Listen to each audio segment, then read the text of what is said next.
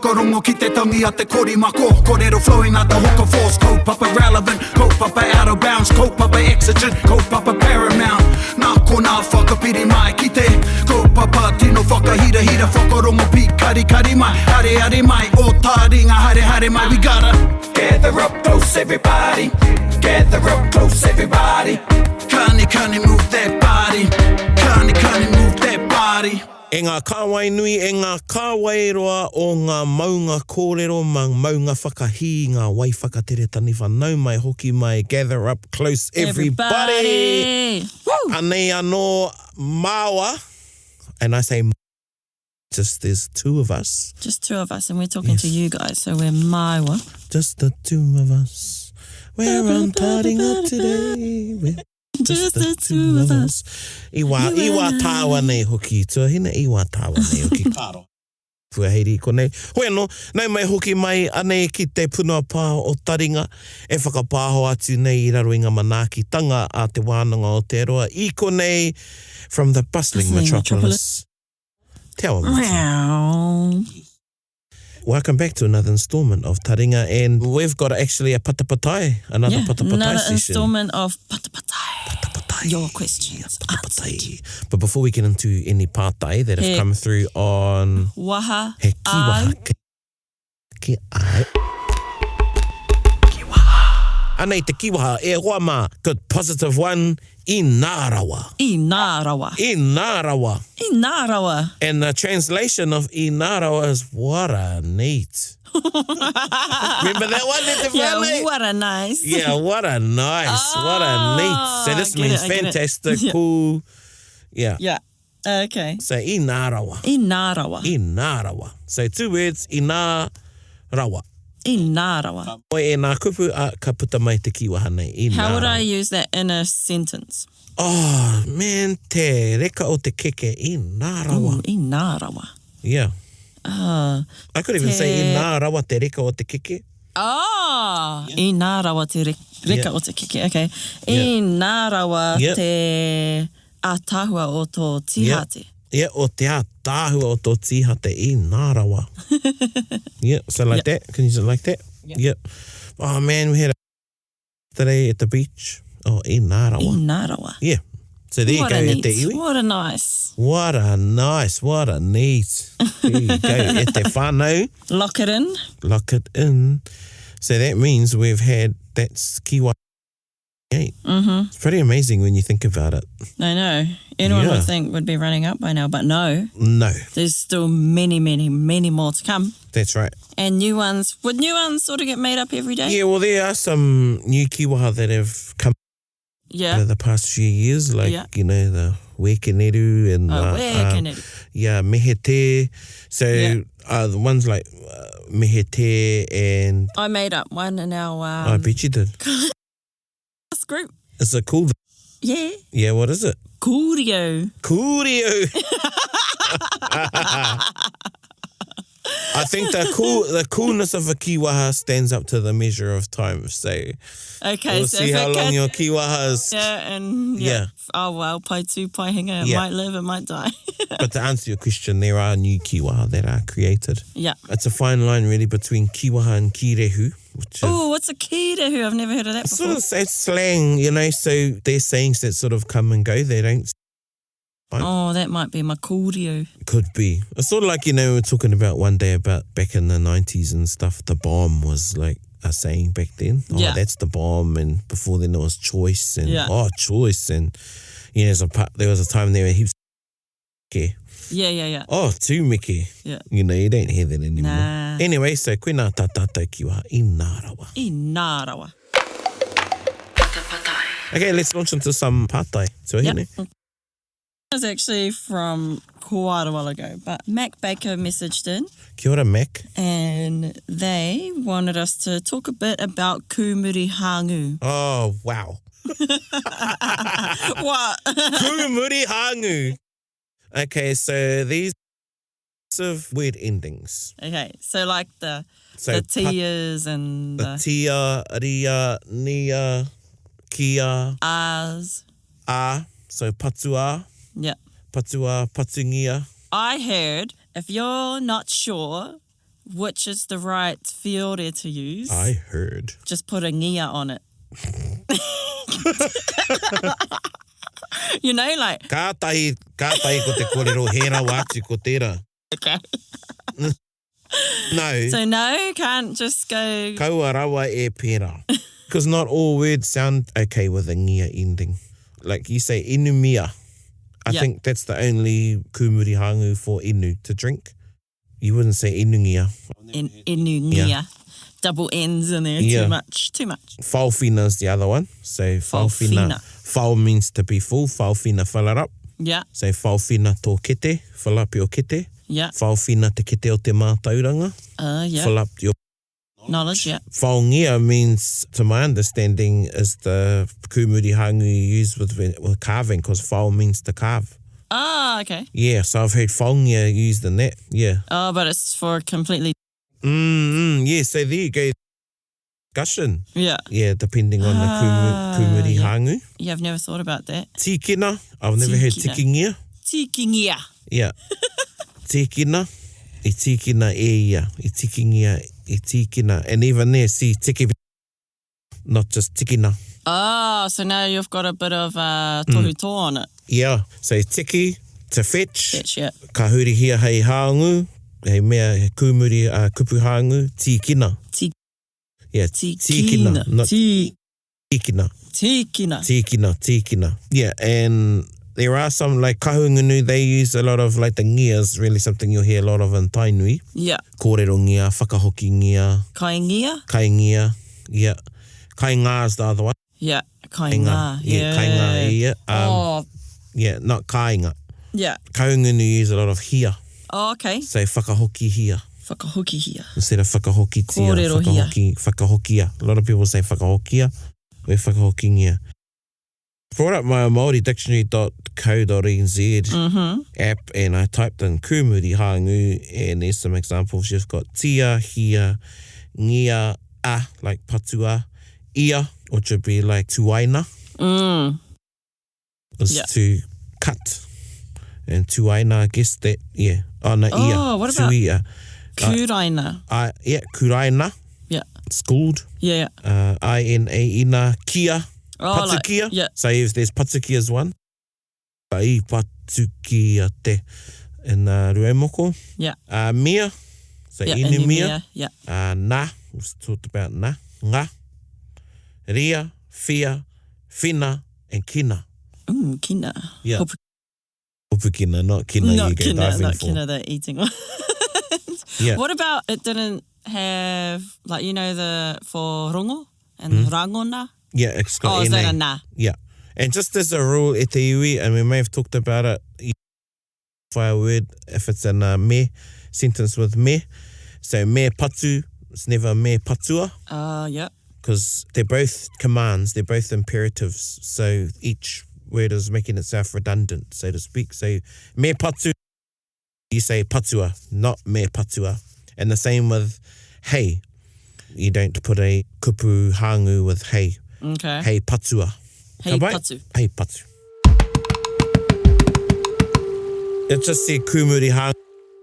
Hoa Mac, I'm not sure if we answered everything you wanted to, but I think we've had a robust discussion Yeah, but when around. you're learning to do, I mean, those passives, I still don't get it. Like, I don't know, I find it a lot easier to now. Yeah. But I just remember when I was first learning and first heard about it, I was like, oh, why not just say it in this other way? Why do you need to turn it into a passive? Because one, it's about focus, is the other one in definition. So, I patu ia I te kuri.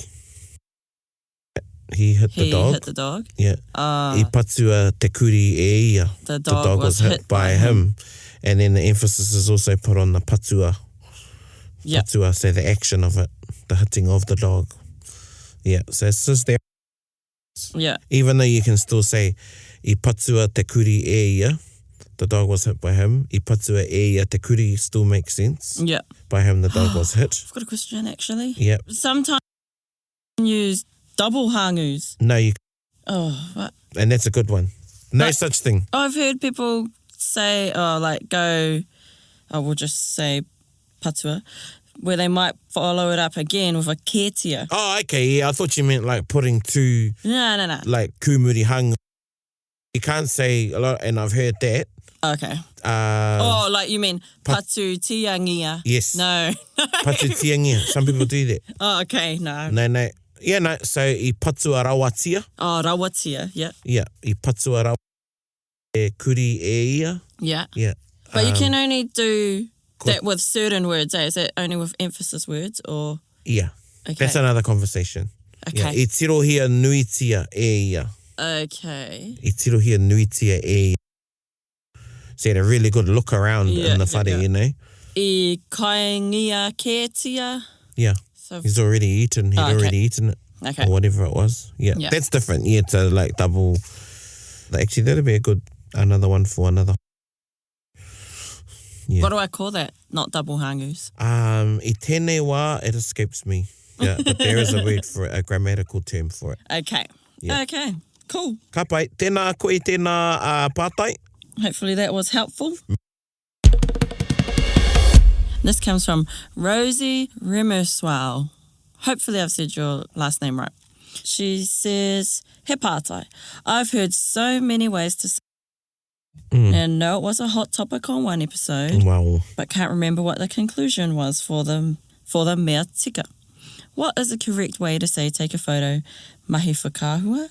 Kapo whakāhua? Tētahi atu? Yeah, so we have talked a couple of times. Have we? I can't remember. Yeah, I anyway, remember. Let's talk about it again. Yeah, because I just remember it relates to me, so. So definitely tango whakāhua is out. Yeah. So it's following whakāhua. So take that one out of your brain. Yeah, take a photo. So that's like a translation. Yeah. But it's actually not what you're doing. So no, you're capturing. Yeah. Well, even capturing, even couple, you don't really need to say couple.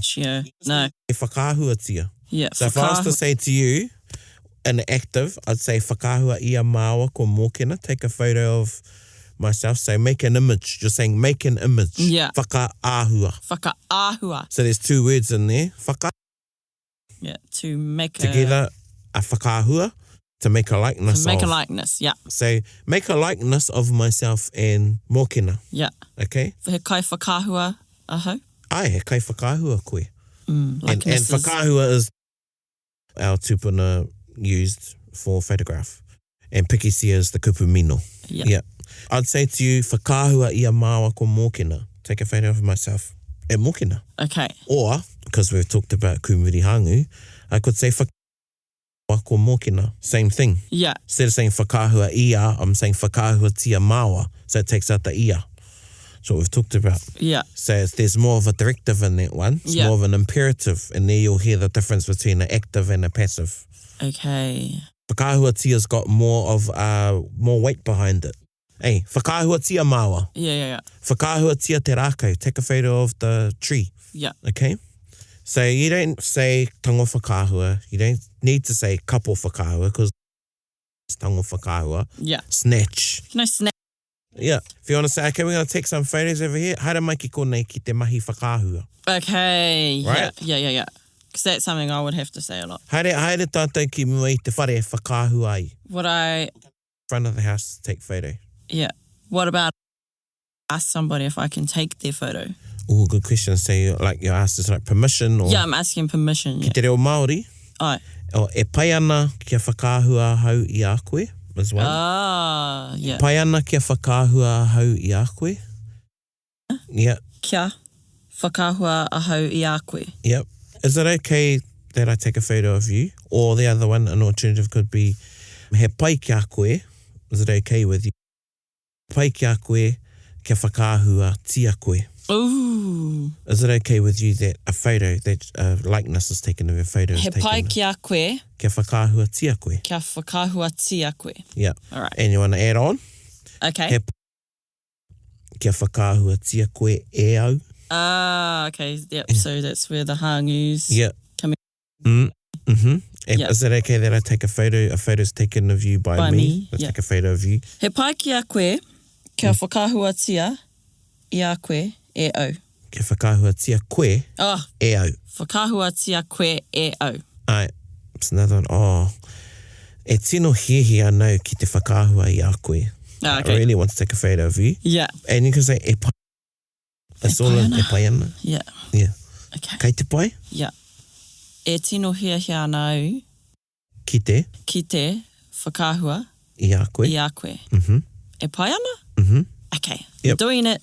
Okay. And mene. Yes, got it. That's Cool. a straight new profile picture, that one. Wow. There you go. Koe anō te ingoa o te wahine nāna te pātai. Rosie Remiswal. Kia ora, Rosie. Ana te whaka. Thank you for that, Rosie. Me whakarongo pi kari. Actually, no, I've got a question. I saw a post that you put up the other day. Oh, no.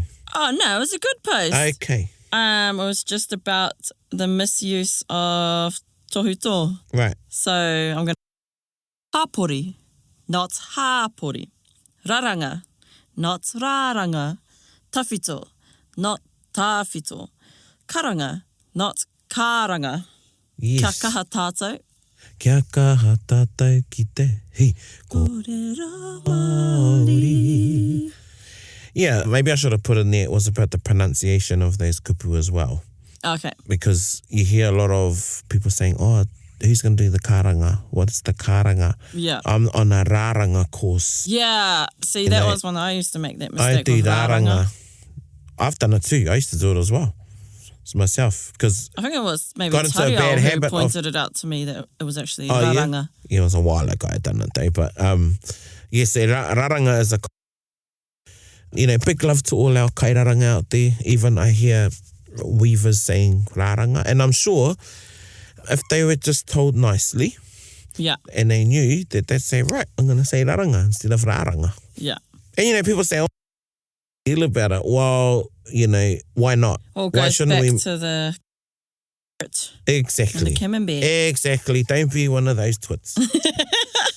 I'm not saying everybody are twits though, but these are just common little mistakes and they're easy. Yeah. So yeah, those are one. And then I think I opened up a whole, I don't want to say a can of words because So many replies here. yeah, even people started putting their names on there. I've and, seen one here. Tātere, not tātare. Tatari, tārere. He's actually poking fun at one of our aunties who always calls him that. And some of us get smart to him about it. We shouldn't This really. one, tikanga, not tikanga. Yeah. I have Tikanga's heard one. that. Yeah. Yeah. Tinana's the other one. Yeah. Tinana. If you're unsure as well, a lot of, and this is what I've said to some of my friends, I roto i te ao pāpāho Māori Broadcasting, is check the kupu on maoridictionary.co.nz to see whether it's got a macron on it or not. It's Yeah. Do You some know- of the words on there have a little sound thing that you can Yeah. press and listen to it? yeah, they're awesome. So, you know, I'm Yes, going I to go feel like on I've here. seen a little sound. I'm going to put raranga in here. Yeah. Right, it's come up and there's a little... Karanga. Okay, let's try this one. I'm going to put karanga in there. Karanga. Karanga. There you go. Karanga. Yep. So there you go, te iwi. Tawhito. Kia ora, that's te haumihiata. Tawhito. I don't even need to ring her up to have her on the show. I can just play. There you Yeah, go. you can just Kia ora, play te it. haumihiata. How do you say T-A-W-H-I-T-O? Tawhito. Thank you, te haumihiata. There you go. E te iwi. So again, another plug for Māori Dictionary. Great online resource. And get the pronunciation right, get the macrons right. Ta tohuto. Kia ora tātou. Next, kaupapa. Okay, so I just put up a little Instagram, you know, those things, and you can make a story post and people can send their questions in. Right. Yeah. And one of the replies, hiaha te whakamahi tika i te kupu rata. And that's from Raniera Proctor. Tēnā koe rānera, e ki mau tēnei pātai. Rata. Taku mōhio, kei te rata ia ki a koe. So does that person like, it's about being friendly. One way I've heard rata being used is whakarata-rata instead of hariru. Oh, really? So haere ki te whakarata-rata. Like- Rata. So it's getting friendly with each other. Oh, friend. Oh, Yeah. Well, not that sort of friendly, but, getting to know one another. Yeah. So, muri te whakaratarata is another word I've heard used instead of hariru. Yeah. I'm not sure if this question is in whether you like something or somebody. Yeah, which could be because I know some people have pai ia ki a koe instead of he rata. Yeah. You know what I mean? So it's like, rata is like, take a... Yeah. Or like, kāre au I rata ki te rā mahi. I didn't like doing that. Okay. I didn't take a liking to doing that. Yeah. Kāre au I te rata ki te rā tangata. I don't like that person. Yeah. But you can use pai? Yeah. Or it'll be like, oh, that person wasn't good. Or that's not good for me. Pai and rata are sort of little different. Yeah. Yeah, so it's more like warmed to, take a liking to, friendly is another one. Yeah. Kei te rata rāwa ki a rāwa, so they're friendly to one another. Okay. Yeah. Yeah, they're on good terms. Yeah. Haere ki te whakarata I a koe ki aia. Go and make friends with that person. Go and meet that person. Okay. Yeah. Not like the rata tree. No, and that's a rata. So rata, not rata. Not rata. Funny how that one sort of like tied into on before. Yeah. We did not organise that e te whānau. No. So yeah, he rata ke, kaua ko te rata. Okay, Yeah. rata. Yeah, rata is the tree. Rata is to be friendly or like something. Yep. And rata is a tree. That's right. Yeah. Cool. Take two is the other one. Like I took to that, like I rata au ki te rā mahi. Oh, yeah. Yeah. So like you didn't instantly like it, or you grew a liking for it. Yeah, in that context. Yeah. That could also mean go introduce yourself and if I use it as whakarata. So as a kupu mahi. So haere ki te whakarata I a koe ki aia. Introduce yourself. Make yourself known to that person. Yeah. So that you sort of warm to each other, I guess, or, Yeah. This is also from Ranira. Tēnā. E hika. O tino, top 3, kai whaikōrero. He aha I eke ai tēnei kāhui tapu. Pātai pai tēnā. I tēnei wānei me pono e rua kua ngaro. Tonu ana o te tokotoru. Tuatahi ko he nare tū whāngai. Yes, you've talked about him a bit before. Yeah. No Ngāti Manepoto, no Ngāti Apakura, no Ngāti Hika, no Tainui waka. Te koraua nei. He tupua te koraua. I haere ki nā whare wānanga, ki te whare wānanga o miringa te kakara. Cool. I tōna wāra. Yeah. Koia te tehi o tohunga whakamutunga. Kaua o Tainui waka, engari o te ao Māori whānui. Yeah. Nō reira ko henare tērā. E hara ia I te koraua mau rākau. E hara I te koraua mau tokotoko. Yeah. E tokotoko etahi wā, engari, ko te wairua o tēnei koraua ki te whaikōrero. Me ana mōhiotanga ngā karaki a whakapapa. He was just awesome. Yeah. I think I didn't realise his awesomeness. Think of a word that befits. Yeah, until I got older, but just my memories of him as a child. Yeah. Henare tū whāngai, he was in a league of his own. Okay. He's been referred to as hunga during the Te Māori exhibition, which travelled across North America. Yeah. He just had something about him, and he was very, very old school.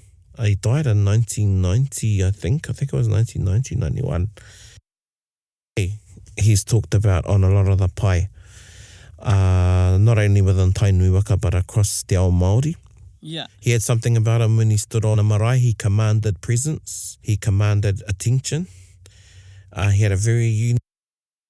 Okay. As well as being old school and a very learned and as I said, I roto I te reo Māori, he was taught traditionally, so he went to a whare wānanga. Yeah, man, that's cool. Miringa te kakara. He was one of the last graduates of which closed its doors in the 1940s, I think, was its last cohort. Yeah, which is one of the famed whare wānanga of Ngāti Rereahu Maniapoto, which was constructed in the form of a ripa. cross, but it had 4 whare, if you can imagine 4 whare nui facing out. Like a cross, like a cross, with 1 pautoko manawa. It was all traditionally made. There was no nail. Yeah, wow. Yeah, so Koro Henare was, I have memories of him as a child and just wondering who this man was, and knew that he was close to our whānau through my kuia, and he was a good friend with my koroa. Yeah. So Henare tu whāngai. Yeah. Te mea tuarua i taku rārangi ingoa would have to be irirangi te pau o Uruika Tiaki Awa. No roto mai o Ngāti Piki ao Te Arawa Waka whānui. Pēnā no, he mea whakatupu tua. I'm not sure if he attended one of the whare wānanga of Te Arawa. I'm not, engari ko nā kōrero mohi anau mo irirangi. He mea i tangata i whakaakona e ona kaumātua, e ona kuia. Yeah. Okay. Ki te maupatu, ki ngā taonga katoa tūmatauenga. Yeah. I aia tētahi wairua, i aia anō tētahi wehi ana te whakaaro. Ka kite ana te tangata i aia e whaikōrero ana, e haka ana. Yeah, he was another, and he was to Koro Henare. Tangata maurākau, so whether it was Taiaha, Toki, I was lucky to see Irirangi speak a few times. Yeah. Toko patu, how he moved on the marae. What difference does it make whether you're maurākau or not? I think as you come into your identity as a pūkōrero or speaker, and talking from experience now, is you find your groove. Yeah. And not all speakers are comfortable to speak with a toko. Yeah. Or comfortable to speak with a taiaha or a patu. It becomes an extension of your tinana, of your body. Yeah. Which you use to complement and to a lot of the time what you're saying on the marae. Yeah. As well as your body movement. Yeah. So Irirangi was like that, along with the use of tarako was how he used his body. Yeah. His feet. Yeah. How he would prance on the marae. So again, very different, and his command of whakapapa. There was another question I was going to ask. To be a really good whaikōrero, you need to be very well versed in whakapapa.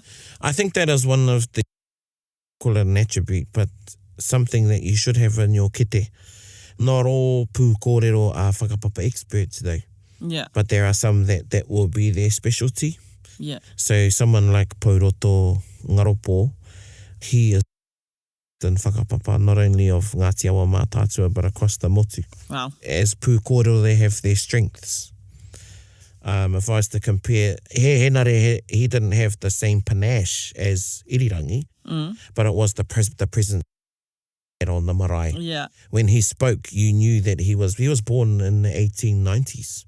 You know, so when he spoke and how he delivered his whaikōrero was different to Irirangi. Yeah. But the mana and the tapu and the wehi that you had, that's what you feel when somebody is doing their whaikōrero. Yeah. And how Irirangi would use, he would pukana and whātero and everything. He was a performer. Yeah. So he was a showman. He was a te arawa. He was very te arawa. Yeah. And I have to say, ko koe hei pūkōrero, ko ai o iho pūmanawa, te hunga e whaikōrero ana. And then my last one, te me tuatoru e oro tonu ana, ko tētai oku tohu. Yeah. No roto mai o tūhoi. Yeah. No ruatāhuna no te urewera. Yeah. E pērā no ko pau, kei aia no tētahi wairua, pērā no he maurākau, he rereke anō tana mau i tēnā o te mau Irirangi. Engari ko tana mana, te wākatu e ki runga i te marae ko ana kākahu, ko tana whakatakoto kōrero, ko tana whakatakoto whakaaro. Yeah. He koi. Yeah. Ka mutu kotahi atu. Yes, so Pau Te Mara would be my third. Yeah. The way he holds himself on the marae, how he executes his whaikōrero. Yeah. It's very and his articulation of te reo Māori, both actually te reo and English. Gosh, I went to one of his lectures at uni and it was mean. Half the words, I never know what those words were. But and again, how he moves he doesn't move like how Irirangi moved, but how he moves, he's got his own way of moving. And again, it's not about comparing, it's about these nei kai kōrero tētai kurahuna. Yeah. We call the kurahuna or the X factor that somebody brings. Oh, and, kurahuna X factor. and whatever they do. Yeah. Whether it's whaikōrero or karanga or engari ai kai apau tana kurahuna. Yeah. Me tana e pēnā no mo te mau I te rākau. E rāhuatanga katoa. Tana pūkana. Te whakamahi I tana kanohi. Yeah. He's a master. These were masters. And that's not taking away from other ones that I hold in high regard, but these were at this, these are my top 3. Yeah. Kia au nei. Yeah. Yeah, that was a bit hard, actually, because I could name another, but you said top 3, and I have to be honest that those are my top 3. I mean, that's all we ever expect is honesty. Tēnā koe. Hoi, no pai tēnā kaupapa, hei, I nā, ka kite ake I te rahunga e whaikōrero I nā rawa.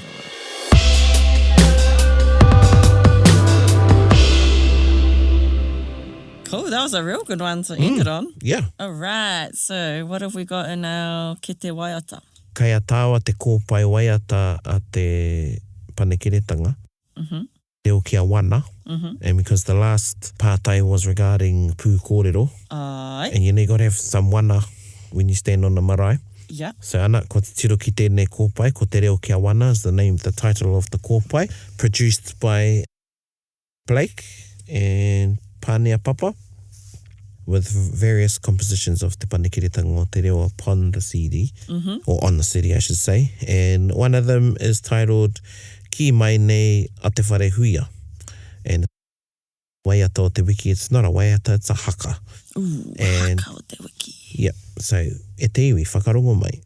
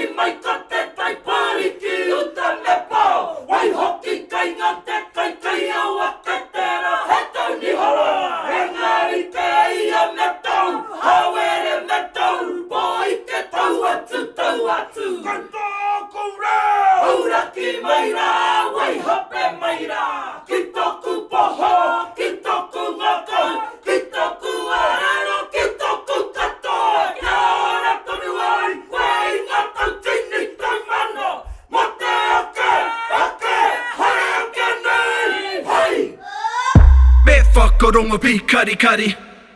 O te wiki, ki mai nei a te wharehuia whakahokia mai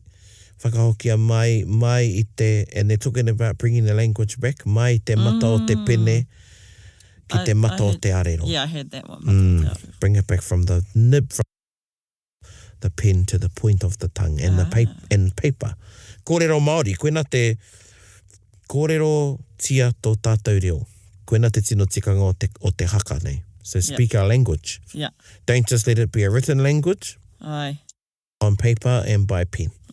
For you to read and write. Engari, kōrero tia te reo. Koena, kei mau, e ai ki a Ngāti Manako. Yes, Māori mā. Koena, kei mau te pango. Nō re, kōrero tia tō tātou reo rangatira. And Taringa is a kaupapa. I don't want to call it a resource, it's a kaupapa. I think Taringa's become a kaupapa. Okay. It's a kaupapa to... On the kaupapa.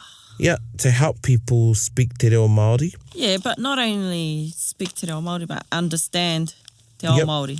Understand te ao Māori, which is a big step. Yeah. Ki te mōhio ki te reo, ka mōhio ana ki te reo, ka mōhio hoki ki te ao te Māori. Yeah. So e pai e tautoko i ngā kōrero kua puta i tēnei rā. Ka mihi kia koutou katoa, te hunga nā koutou nei ngā pātai tuku mai. Yes, thank you. Thank you very much. And it was good discussion around those pātai we had. Yeah, hara. Arawa. I nārawa, he kōrero whakamutinga au, you know I'm always going to ask you. Well, actually, yeah. I met some really cool people in the weekend. Wow. One of them in particular. Piripi Douglas, shout out to you, bro.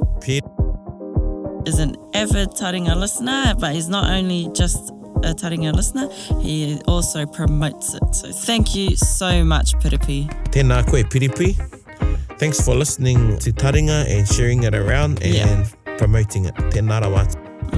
Tēnā koe. Hoi anō, ko māua tēnei e mihi nei kia koutou e te iwi nui tonu. Ngai Taringa, tēnā rawa te koutou katoa, hei kona mai. Hei kona.